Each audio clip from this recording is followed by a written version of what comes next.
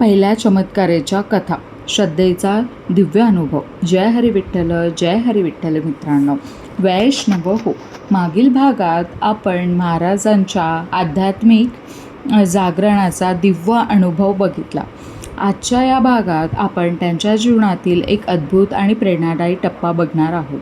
पहिल्या चमत्कारांच्या कथा.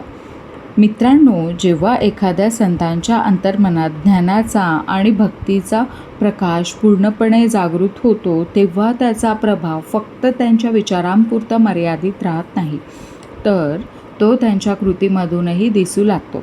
तसेच संत ज्ञानेश्वर महाराजांसोबतही असंच घडलं, कारण त्यांच्या ज्ञानाचा आणि भक्तीचा प्रभाव इतका मोठा होता की लोक त्यांच्या आसपास एक वेगळीच ऊर्जा अनुभव करू लागले. त्यांच्या शब्दात एक शक्ती होती, त्यांच्या स्पर्शात काही करुणा होती आणि त्यांच्या उपस्थितीत शांतता पण होती. मित्रांनो, याच काळात त्यांच्या जीवनात काही अशा घटना घडल्या ज्यांना लोकांनी चमत्कार म्हणू लागले. पण संत ज्ञानेश्वर महाराजांसाठी ते चमत्कार नव्हते, ते त्यांच्या अंतर्मनातील श्रद्धा आणि परमेश्वराशी असलेल्या एकमततेचं फळ होतं. पहिली कथा, भिंत चालली. एकदा काही लोकांनी ज्ञानेश्वर महाराजांच्या ज्ञानावर शंका घेतली. त्यांनी त्यांना आव्हान दिलं, जर तुम्ही खरे संत असाल तर काहीही चमत्कार करून दाखवा. ज्ञानेश्वर महाराजांनी शांतपणे एक भिंतीजवळ जाऊन बसले आणि म्हणाले, चल. आणि मित्रांनो, सर्वांच्या डोळ्यासमोर ती भिंत हलू लागली, ती चालू लागली.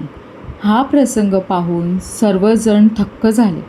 त्यांच्या शंकेचं रूपांतर श्रद्धेत झालं. दुसरी कथा म्हणजे म्हशीने वेद म्हटले. एकदा एक विद्वान ब्राह्मणाने ज्ञानेश्वर महाराजांना कमी लेखलं.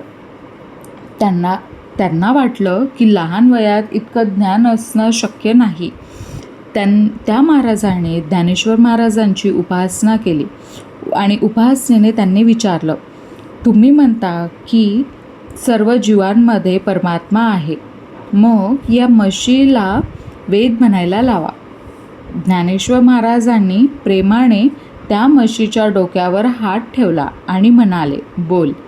आणि त्या क्षणी म्हशीने वेदाचे मंत्र उच्चारायला सुरुवात केली. हा प्रसंग पाहून विद्वानही नम्र झाले. त्या काळात ज्ञान वयावर अवलंबून नसत, ते अनुभूतीवर अवलंबून असत.